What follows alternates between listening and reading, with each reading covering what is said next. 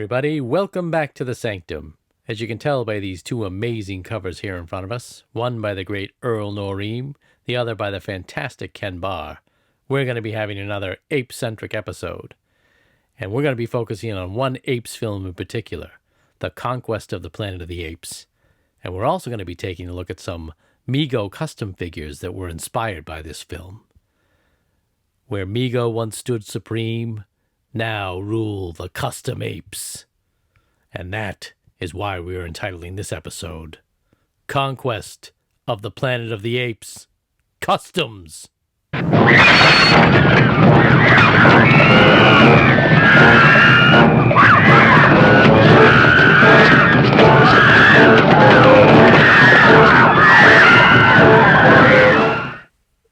Not only do I love Planet of the Apes, but I also love custom Mego figures.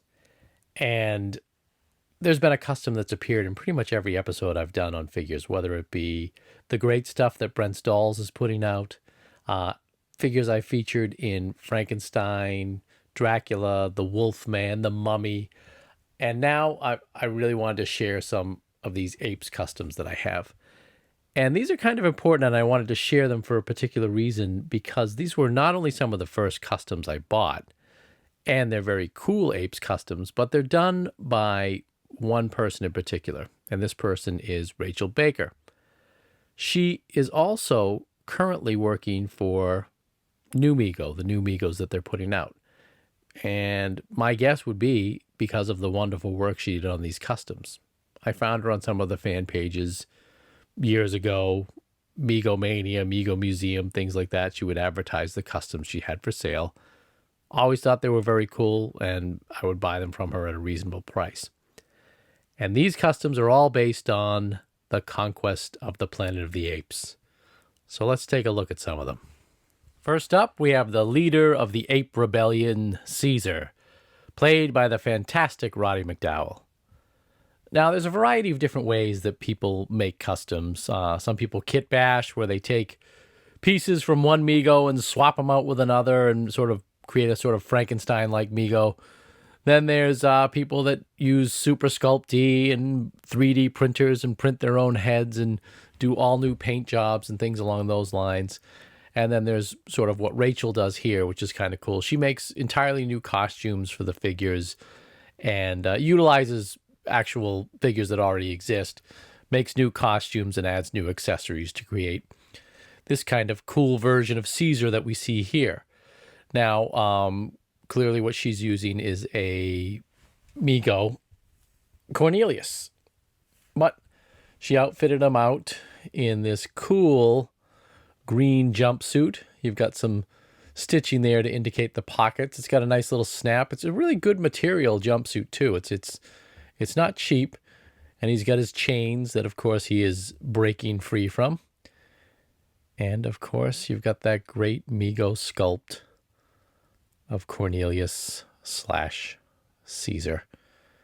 And they can ultimately be the same, right? Because in the film, they're both played by Roddy McDowall. And that's what I kind of liked about the latter films, is they begin to focus more on the ape characters than the human characters, because of course they're far more interesting, aren't they? And they really become Roddy McDowall's pictures. In the first film, he's just in a supporting role as Cornelius. He's important, but he's not in the film all that much. And in the second movie, Roddy isn't even in that one. And then in Escape, they start to become more ape-centric, and he plays Cornelius in that. And then, of course, in Conquest and Battle, he plays the son of Cornelius and Zira, Caesar. And he gives a really great performance. I mean, anybody that's seen these films knows sort of the things that he added to it. That little sort of sniff he does with his nose in the pictures playing Caesar. The reason I wanted to focus on Rachel Baker's stuff on this video is because, number one, it was some of the first customs I ever purchased.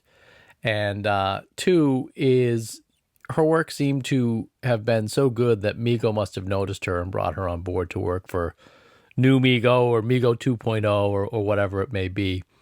And I think that's kind of cool that someone from the collecting community who was doing these things sort of for fun and out of joy.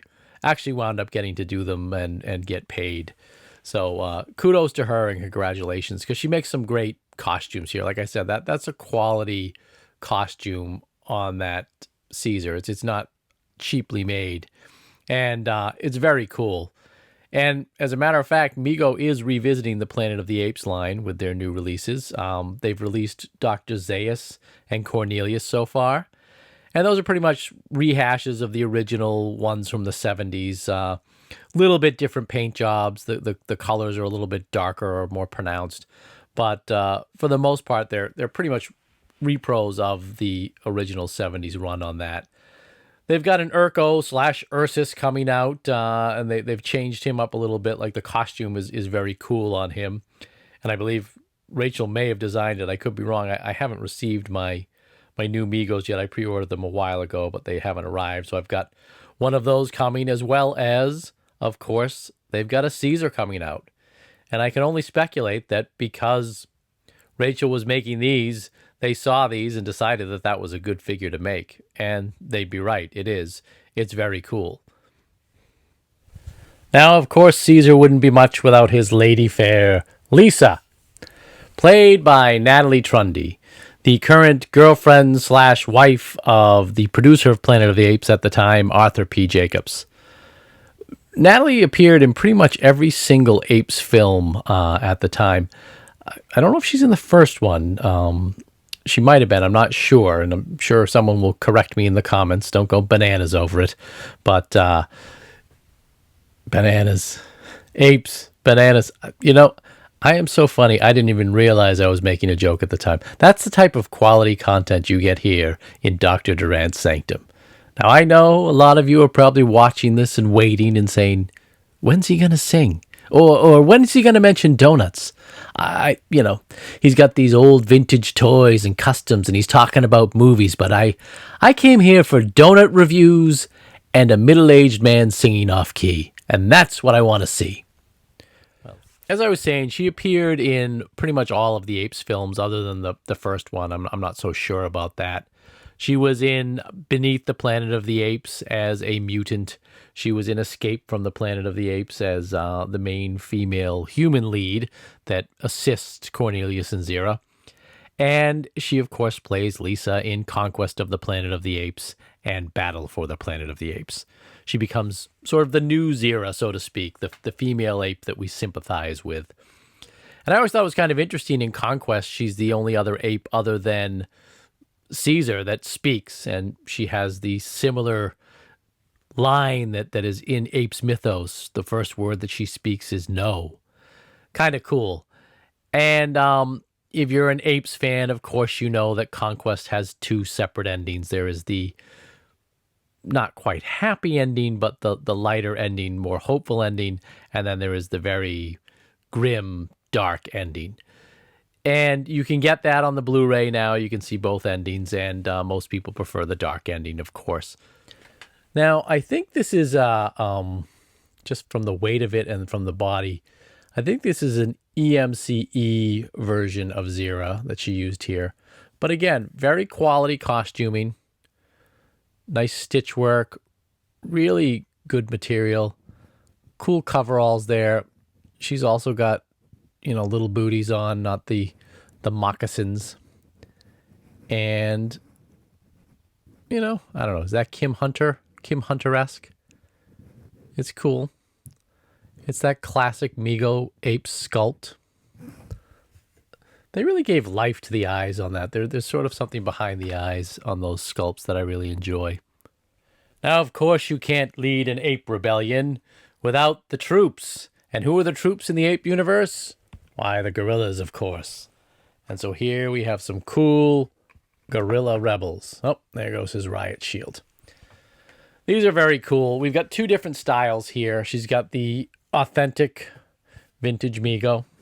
He's got the red jumpsuit. And this is definitely a regular Mego from the 70s. You can feel it by the weight of the body. You can tell by the hands and the T1 joint in there. Really awesome looking. Again, quality costume. And it's neat to see it laid out in the vintage Mego style.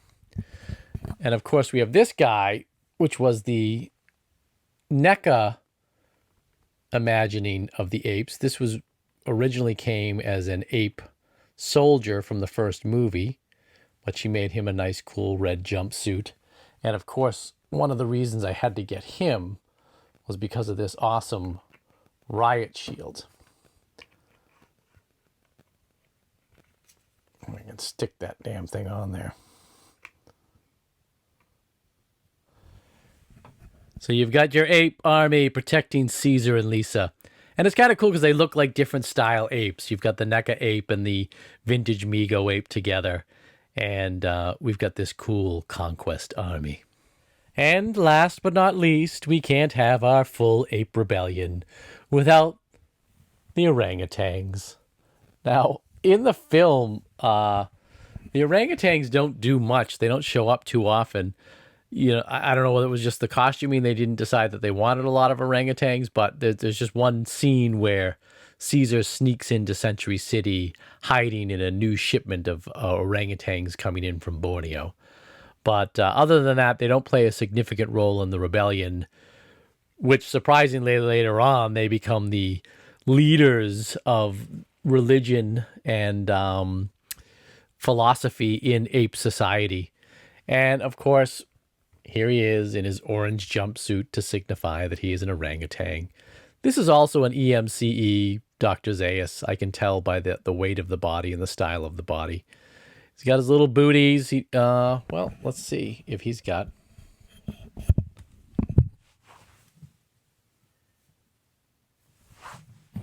Oh yeah, he's got the cool Zaius / Kirk boots.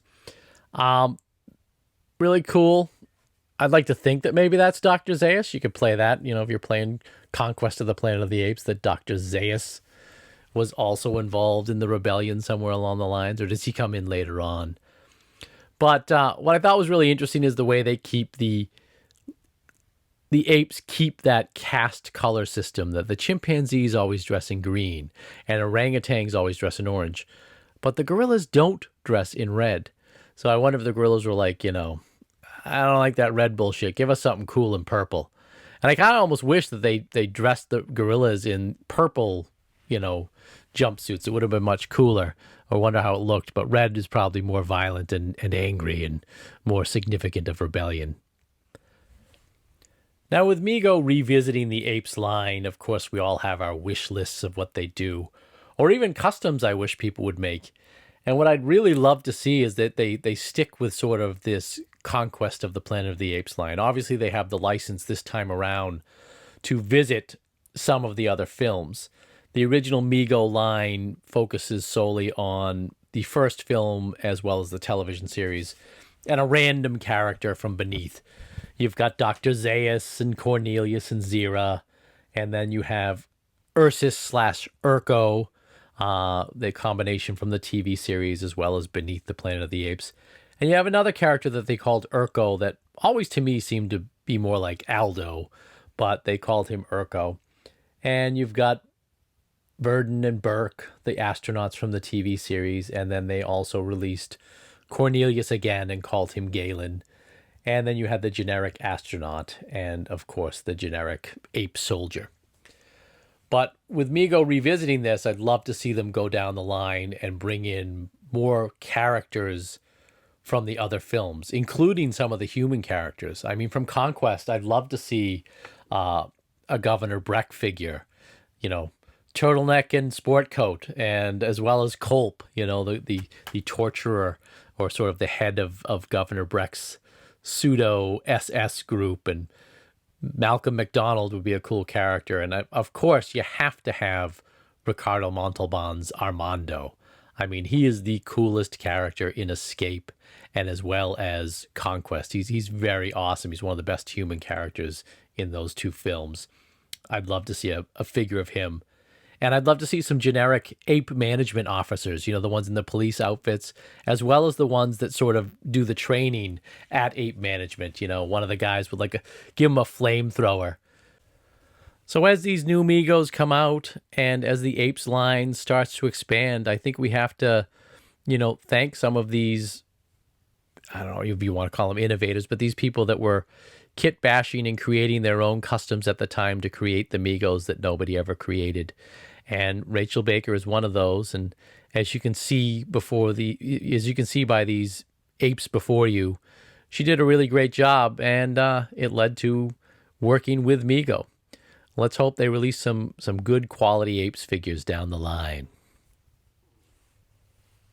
And so that brings us to another end of an episode of Dr. Durant's Sanctum. I'd ask that you please hit like and subscribe if you enjoyed this video, and hit that notification bell. It'll let you know when I've got another episode coming out. You never know, will I be talking about donuts? Will I sing a song? These are the things that many of you have requested, and yet I still just continue to show you old vintage toys and customs and talk about movies. Don't worry, don't worry. I'll bring you donuts, I'll sing you songs. But hit that like and subscribe button, and leave us a comment in the comments section if you would. Let us know what some of your dream apes would be that you'd like to see. Have any of you been to Century City? That's been on my bucket list for years, and I fear it's far too late now. There were so many cool 70s TV shows, and as well as Conquest being filmed there, that I always wanted to go to Century City.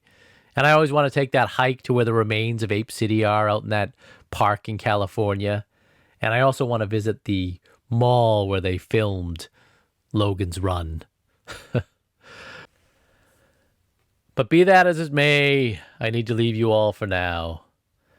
And one thing I'd like to remind you of, in the city of domes, the old man had the most rewarding life. Walk in beauty, my friends, until we see each other next time. Go.